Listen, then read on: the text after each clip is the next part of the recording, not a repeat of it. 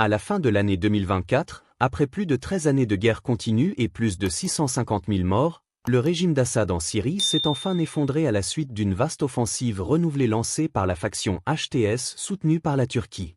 Pour la Turquie, il s'agissait de l'aboutissement de plus d'une décennie de stratégies minutieuses visant à chasser Assad du pouvoir et à placer la Syrie dans sa propre sphère d'influence.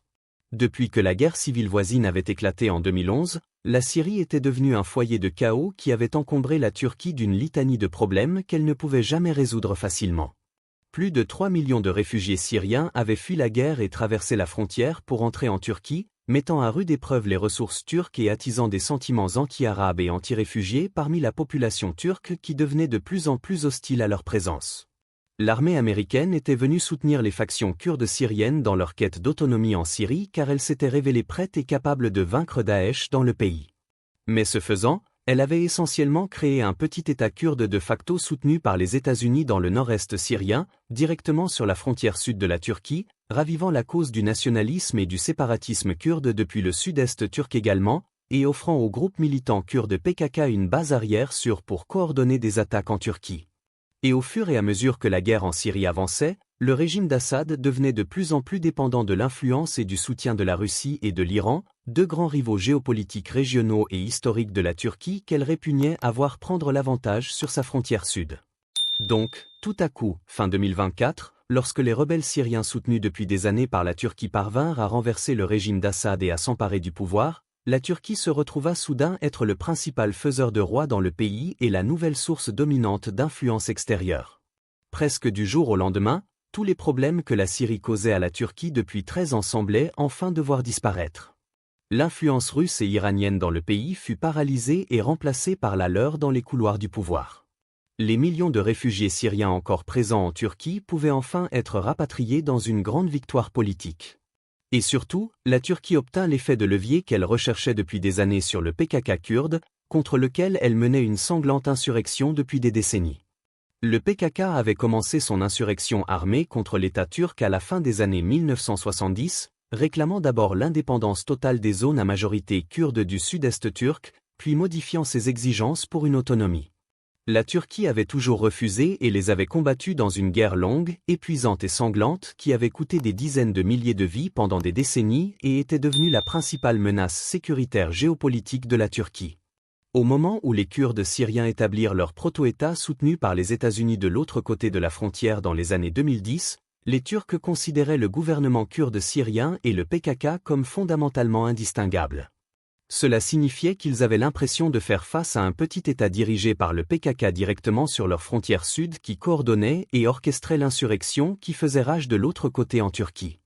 Ainsi, avec la chute d'Assad fin 2024 et l'installation au pouvoir d'une milice soutenue par la Turquie crut avoir enfin obtenu l'effet de levier nécessaire en Syrie pour pousser les Kurdes syriens à renoncer à leur autonomie et éliminer définitivement la menace PKK de sa frontière. Et d'une certaine manière, elle avait raison. Quelques mois plus tard, en mai 2025, le PKK annonça qu'il se dissoudrait totalement et mettrait fin à sa lutte armée contre la Turquie au profit de moyens politiques, mettant fin à la longue insurrection kurde en faveur de la Turquie et boostant considérablement la popularité du président turc Recep Tayyip Erdogan alors qu'il brigue un 4e mandat inédit avant l'élection présidentielle turque de 2028. Mais le destin voulut que la chute d'Assad ne soit pas seulement une aubaine géopolitique majeure pour la Turquie, mais aussi pour Israël. Assad avait étroitement aligné l'État syrien avec le plus grand ennemi géopolitique d'Israël, l'Iran. Et il avait accordé le territoire syrien aux Iraniens pour servir de corridor logistique vital permettant d'acheminer armes et approvisionnements vers le Hezbollah au Liban.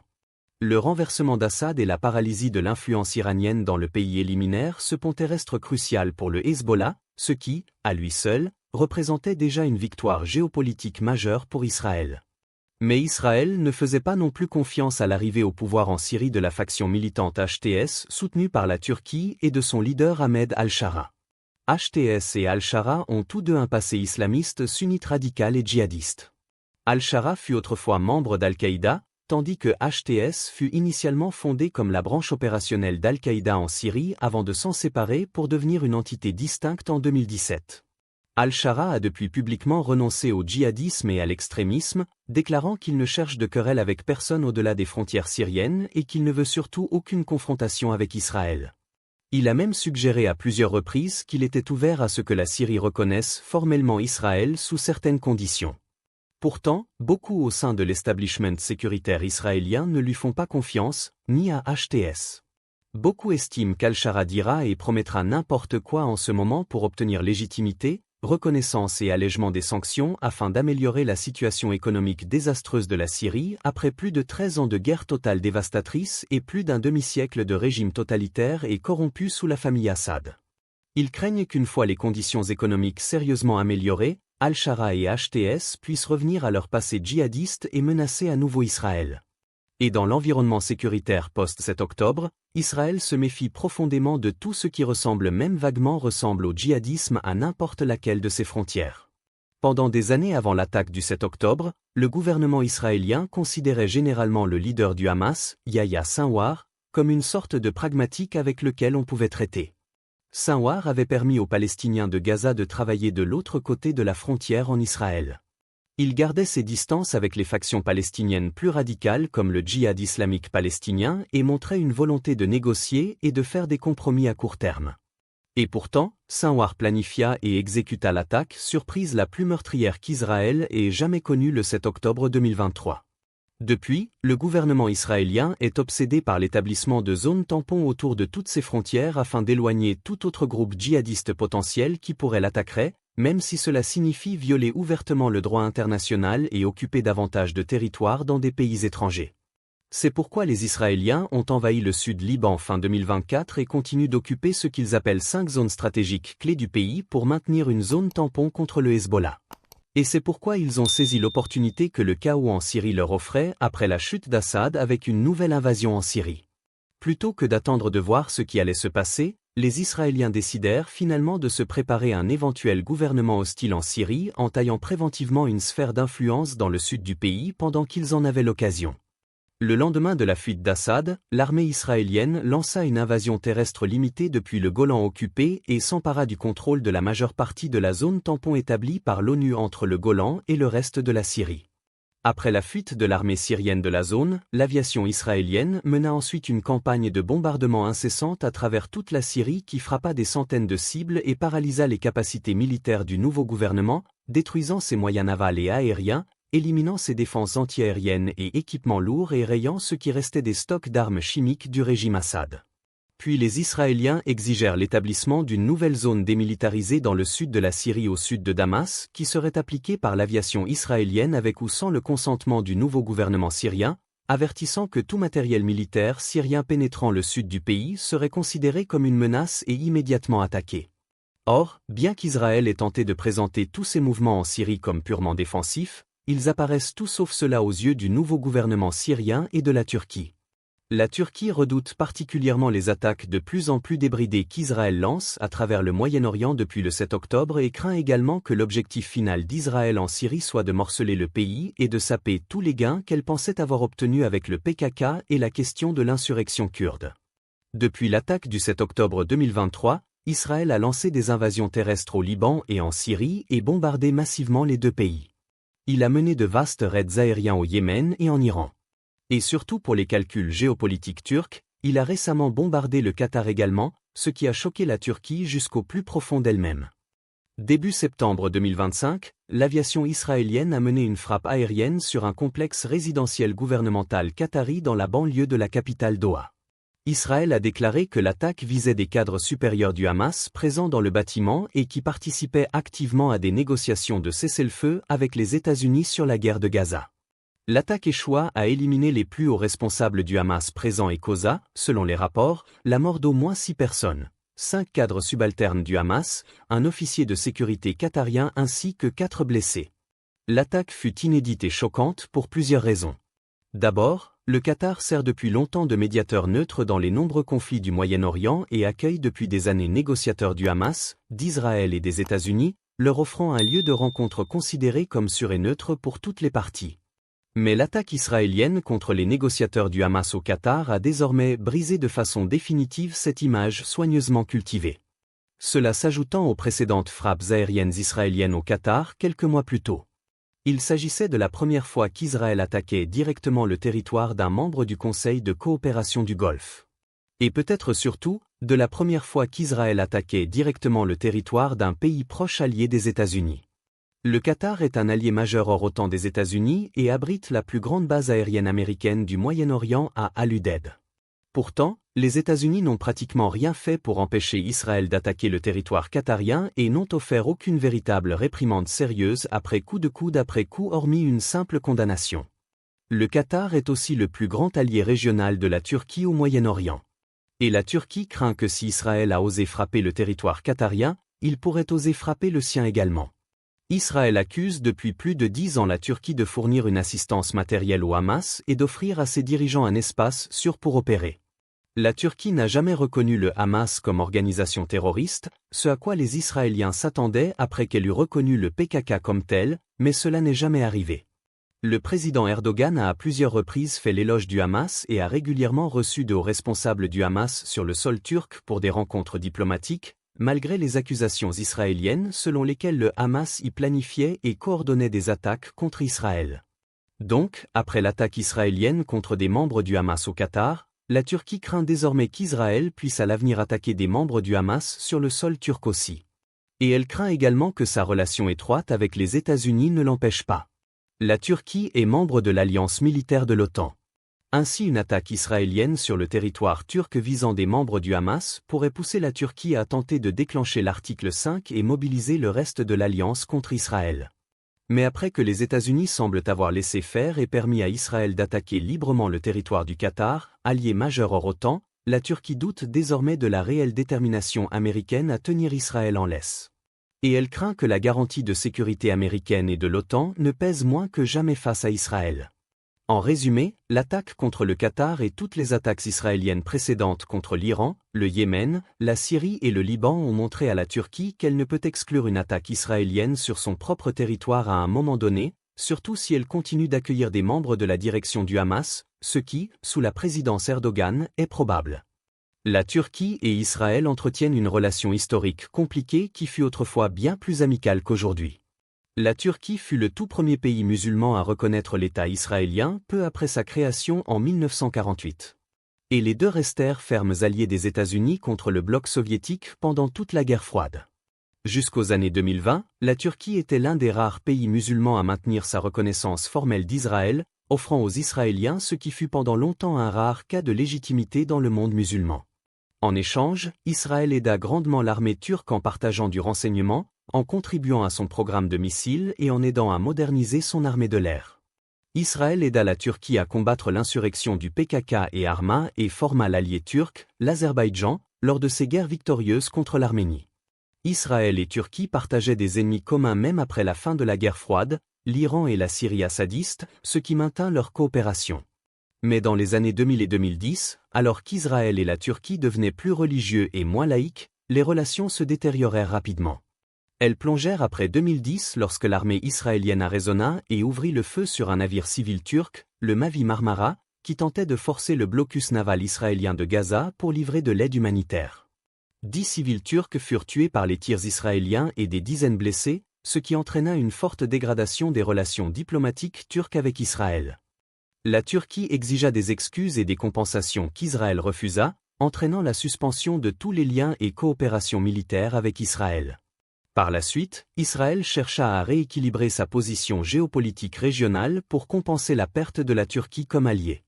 Israël développa donc fortement ses liens militaires et diplomatiques avec Chypre et la Grèce, deux des rivaux les plus importants et les plus amers de la Turquie, en conflit sur la division contestée de Chypre et leurs revendications maritimes concurrentes en mer Égée et en Méditerranée orientale. Israël, Chypre et la Grèce commencèrent à mener des exercices navals et aériens conjoints en Méditerranée orientale. Et très récemment, en septembre 2025, il a même été rapporté que les Israéliens avaient livré des systèmes de défense antiaérienne avancés à Chypre. En parallèle des avancées israéliennes en Syrie et de son attaque contre l'allié turc, le Qatar, il n'est pas difficile de voir comment la Turquie interprète les récents mouvements d'Israël non comme défensifs, mais comme une stratégie d'encerclement offensif explicite visant à contenir la liberté de navigation turque avec la Grèce et Chypre. Et par-dessus tout, la Turquie sait qu'Israël dépend moins qu'avant de sa reconnaissance pour sa légitimité dans le monde musulman. Encore en 2020, seule une poignée de pays à majorité musulmane reconnaissait encore la légitimité d'Israël, la Turquie, l'Albanie, l'Azerbaïdjan, les ex-républiques soviétiques d'Asie centrale, l'Égypte et la Jordanie. Mais depuis, les Émirats arabes unis, Bahreïn, le Soudan et le Maroc ont tous étendu leur reconnaissance formelle d'Israël, réduisant le besoin d'Israël de continuer à compter sur la reconnaissance turque pour sa légitimité dans le monde musulman et fragilisant davantage les liens autrefois solides. Et la rhétorique récente n'aide pas non plus les perceptions. Le président Erdogan a accusé à plusieurs reprises Israël de commettre un génocide contre les Palestiniens à Gaza depuis le début de la guerre actuelle et a conduit la Turquie à rejoindre l'affaire pour génocide déposée par l'Afrique du Sud contre Israël. En mars 2025, lors de son discours de l'Aïd, Erdogan a publiquement demandé à Dieu de détruire ce qu'il a appelé l'Israël sioniste. Et auparavant, en 2024, il avait annoncé un boycott total du commerce turc avec Israël. Du côté israélien, certains médias ont commencé à qualifier la Turquie de « Nouvel Iran », tandis que Netanyahou a juré d'empêcher la Turquie de restaurer l'historique empire ottoman. Et en août 2025, Netanyahou a déclaré reconnaître personnellement le génocide arménien de la Première Guerre mondiale alors que les tensions avec la Turquie continuaient de monter, même si le gouvernement israélien tant que tel n'a pas encore franchi ce pas formellement.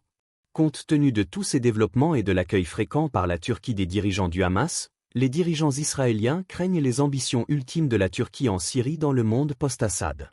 Sous la direction d'Erdogan, la Turquie a souvent tenté de diffuser l'islam politique dans la région. Et leur plus grande crainte est qu'avec d'anciens djihadistes soutenus par la Turquie au pouvoir en Syrie, la Turquie finisse par les encourager à accueillir des militants radicaux anti-israéliens directement sur leurs frontières avec le Golan contesté. Bien que le pouvoir turc soit actuellement concentré dans le nord de la Syrie, la Turquie et le nouveau gouvernement syrien poursuivraient selon les rapports un pacte de défense mutuelle qui étendrait l'influence et le pouvoir turc à travers le reste du pays jusqu'aux frontières même d'Israël. Peu après l'effondrement du régime Assad, la Turquie prospectait déjà de nouveaux sites potentiels pour des bases militaires en Syrie dans la province de Hama et à l'aéroport principal du pays dans la province de Hama avant qu'Israël ne prenne probablement connaissance et ne bombarde les deux sites pour empêcher à jamais l'armée turque de pouvoir les utiliser. Depuis longtemps, des décennies, Israël poursuit une politique consistant à maintenir ses voisins plus grands et plus puissants aussi divisés et affaiblis que possible afin qu'ils ne puissent jamais concentrer toutes leurs ressources contre Israël. Ainsi, Israël a souvent recherché des alliances de circonstance avec nombre de minorités religieuses et ethniques du Moyen-Orient. Israël sait qu'une Syrie forte, unie et centralisée sous influence turque et islamiste représente un risque beaucoup plus grand à long terme pour sa sécurité qu'une Syrie morcelée ou balkanisée se battant contre elle-même. Les récentes avancées et politiques israéliennes en Syrie sont donc conçues exactement dans ce but. Et c'est là la différence fondamentale et irréconciliable d'objectifs en Syrie entre Israël et la Turquie. Car la Turquie recherche exactement l'inverse pour sa propre sécurité. Une Syrie balkanisée, décentralisée ou à gouvernement central faible est inacceptable pour la Turquie à cause de la question kurde et du PKK. Si les régions kurdes de Syrie restent autonomes ou de facto indépendantes, elles continueront d'être un refuge sûr pour les militants affiliés au PKK et une source continue d'instabilité pour les régions à majorité kurde du sud-est turc, qui pourraient même revenir à une insurrection violente au nom de leur propre autonomie avec l'exemple modèle du proto-État kurde autonome ou indépendant juste à côté. La Turquie estime qu'elle doit écraser tout espoir d'autonomie ou d'indépendance pour les Kurdes de Syrie afin de maintenir son autorité sur ses propres zones à majorité kurde. Et pour cela, elle doit résister à tout prix à la pression israélienne visant à maintenir la Syrie faible et divisée. Dès mars 2025, le think tank israélien le plus influent en matière de politique de sécurité, l'Institute for National Security Studies, publia un document avertissant que le processus de paix entre la Turquie et le PKK allait à l'encontre des intérêts israéliens. Le document soutenait que la paix entre le PKK et la Turquie affaiblirait la capacité des Kurdes syriens à continuer d'opérer de manière autonome, ce qui permettrait à la Turquie d'étendre son influence vers le sud à travers le reste de la Syrie et diminuerait la liberté d'action d'Israël. En d'autres termes, Israël voit l'autonomie continue des Kurdes syriens comme un précieux tampon entre lui et l'influence turque qui s'étend davantage en Syrie, tandis que la Turquie voit cette autonomie continue comme une menace sécuritaire majeure.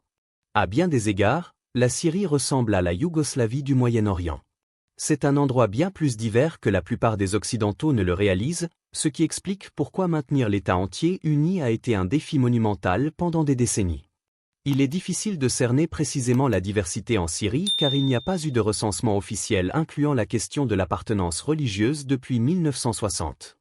Néanmoins, avant le début de la guerre civile en 2011, la structure ethno-religieuse interne de la Syrie ressemblait probablement à peu près à ceci.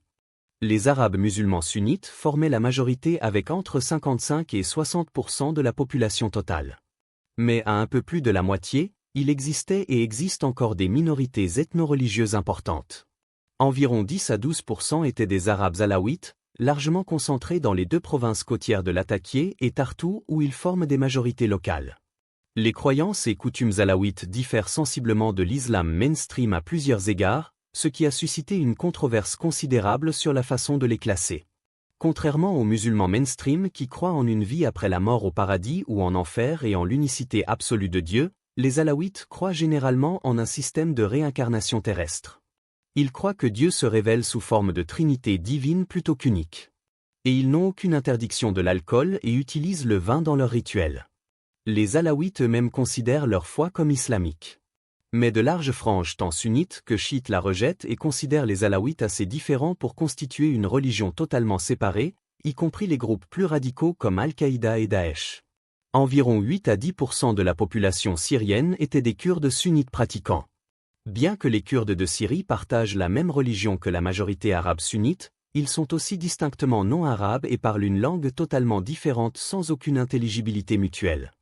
Ils parlent le kurde, langue indo-européenne iranienne proche du persan, alors que les Arabes parlent l'arabe, langue sémitique afro-asiatique. Les Kurdes sont historiquement concentrés dans le nord-est du pays. Environ 6 à 7% de la population syrienne étaient des Arabes chrétiens, et 3% des Arabes druzes. Contrairement aux Alaouites, les Druzes ne se présentent pas comme musulmans et se présentent ouvertement comme une foi totalement unique et distincte de l'islam et de toute autre religion mondiale. Les Druzes comptent environ 1 million de personnes dans le Levant et sont minorités importantes au Liban et en Israël en plus de la Syrie. Environ la moitié vit cependant en Syrie, surtout concentrée dans la province de Soueida au sud où ils forment la majorité locale. Et à ces groupes s'ajoutaient des minorités plus petites de Turkmènes et Circassiens sunnites, d'Arabes chiites et ismaéliens, d'Assyriens et d'Arméniens chrétiens. Donc oui, la Syrie est très divisée sur des lignes ethno-religieuses plus que presque tout autre pays du Moyen-Orient, avec de vastes zones périphériques à majorité alaouite, kurdes ou druzes distinctes de la majorité arabe sunnite du reste du pays qui compte aussi des minorités chrétiennes, turkmènes, circassiennes et assyriennes éparpillées. Tout au long de la guerre civile, le régime nominalement laïque régime Assad affirma régulièrement que son propre totalitarisme et sa poigne de fer étaient la seule chose qui maintenait le pays uni et empêchait les islamistes de génocider les diverses minorités. Après la chute d'Assad, Al-Shara et HTS déclarèrent leur intention de maintenir la Syrie unie dans un État fort et centralisé qui serait totalement inclusif pour tous les Syriens quelle que soit leur foi ou ethnie. Ils rejetèrent immédiatement et catégoriquement toute possibilité d'établir un système fédéral avec des autonomies accordées aux diverses minorités, estimant que cela serait un prélude à l'effondrement de l'État et à la perte de leur propre pouvoir. Des systèmes fédéraux similaires dans d'autres pays divers du Moyen-Orient ont un très mauvais bilan. Le Liban et l'Irak viennent immédiatement à l'esprit et sont à peine fonctionnels politiquement. Mais le passé islamiste sunnite et djihadiste d'Al-Shara et de HTS ainsi que leur refus d'envisager un modèle fédéral ont provoqué des angoisses non seulement en Israël, mais aussi parmi les différentes composantes non sunnites et non arabes de la société syrienne. Et avec le temps, ces angoisses n'ont fait que s'aggraver tandis que les opportunités d'Israël d'influencer ces minorités n'ont fait qu'augmenter, aux grandes dames de la Turquie.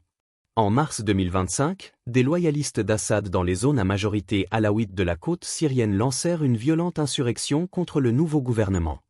Des miliciens de l'ère Assad, dont certains appartenaient à HTS, répondirent par une répression brutale qui massacra au moins 1400 civils alaouites en quelques jours seulement. Dans de nombreux cas documentés, ils allèrent maison par maison dans les villes à majorité alaouite, exigèrent de connaître la secte des habitants avant de les exécuter sommairement s'ils étaient alaouites puis incendièrent leurs maisons. Le gouvernement d'Al-Shara jura de tenir les auteurs responsables et affirma que le gouvernement ne cautionnait pas ce qui s'était passé. Quelques arrestations eurent lieu, mais personne n'a encore été formellement inculpé ni puni. Le rapport de la commission indépendante du nouveau gouvernement conclut de façon controversée qu'il n'y avait aucune preuve que des chefs militaires aient ordonné les massacres. Conclusion rejetée par le Conseil suprême alaouite qui réclama une enquête sous supervision de l'ONU. Si cela avait été la fin des violences ciblées à grande échelle contre les minorités syriennes après la chute d'Assad, on aurait pu croire que c'était un incident isolé et que la Syrie pourrait encore surmonter les obstacles pour redevenir fortement centralisée.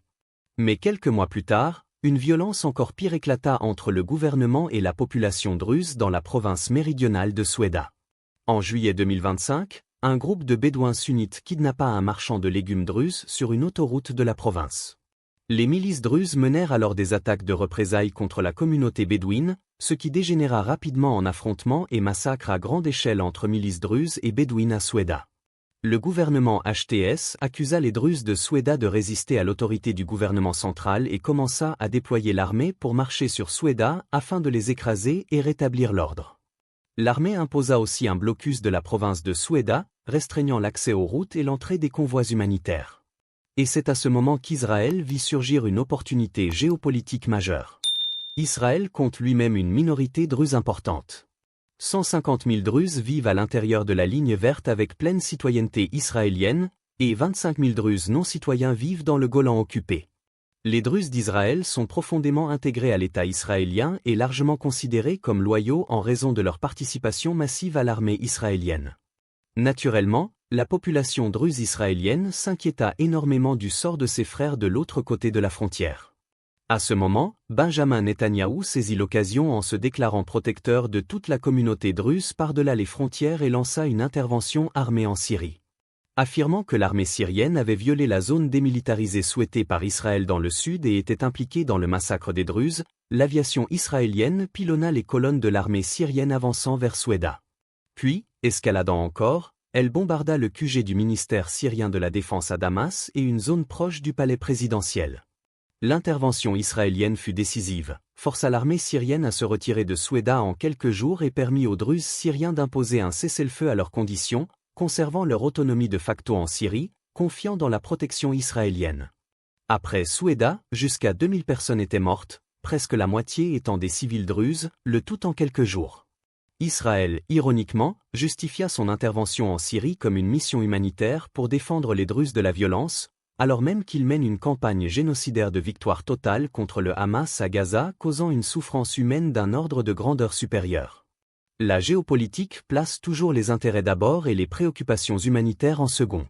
Et bien que parfois ils se recoupent, l'intérêt réel d'Israël à intervenir pour défendre les Druzes syriens était double.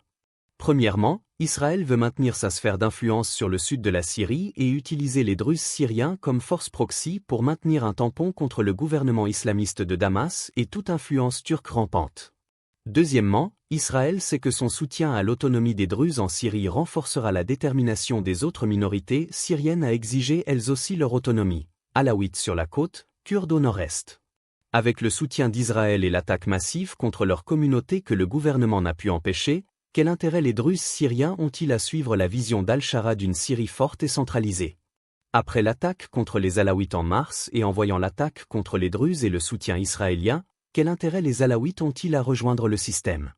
Et après avoir vu les attaques contre Druzes et Alaouites, quel intérêt les Kurdes ont-ils à désarmer et abandonner leur autonomie chèrement acquise autonomie? Toutes ces communautés résisteront désormais plus fort que jamais aux tentatives de centralisation d'Al-Shara. Ce qui sape fondamentalement les objectifs turcs en Syrie, notamment écraser l'autonomie des Kurdes syriens.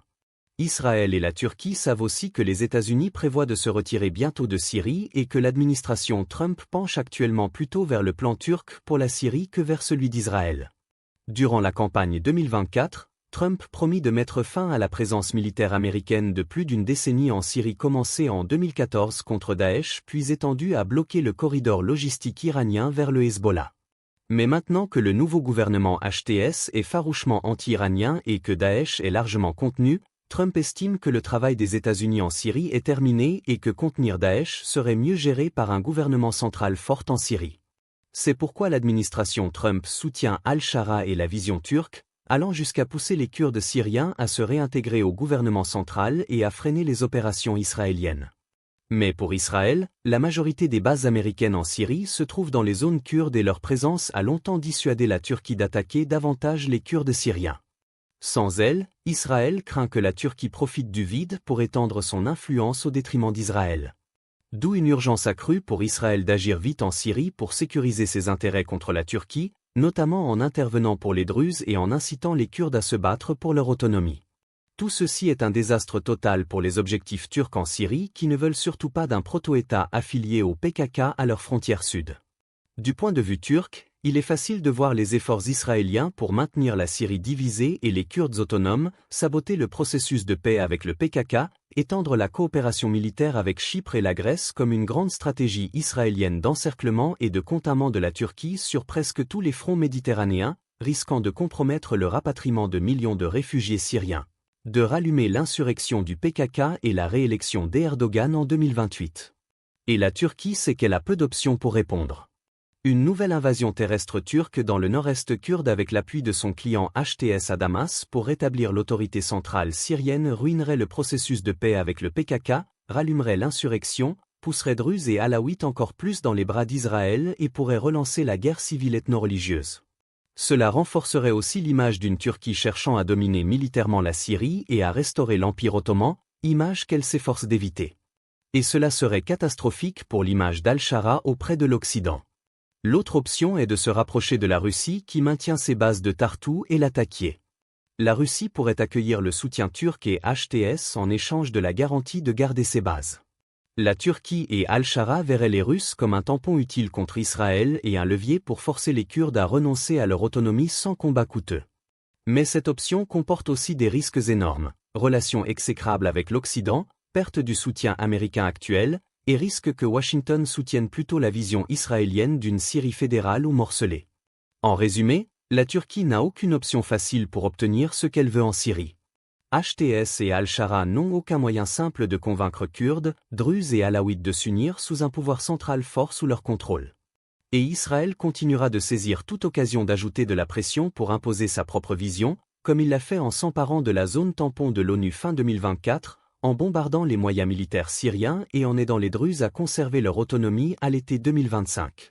Quoi qu'il arrive, la Turquie et Israël se dirigent vers une confrontation majeure sur leur vision diamétralement opposée de l'avenir syrien, risquant de devenir le prochain grand conflit du Moyen-Orient du XXIe siècle perpétuellement troublé. Juste avant la publication de cette vidéo, le gouvernement syrien dirigé par HTS a déclaré un cessez-le-feu avec la faction kurde SDF dans le nord-est du pays après une attaque de combattants SDF contre un poste de sécurité gouvernementale ayant tué un membre des forces syriennes et blessé 3 autres, ainsi que des flambées de violence sporadiques le long de la ligne de front.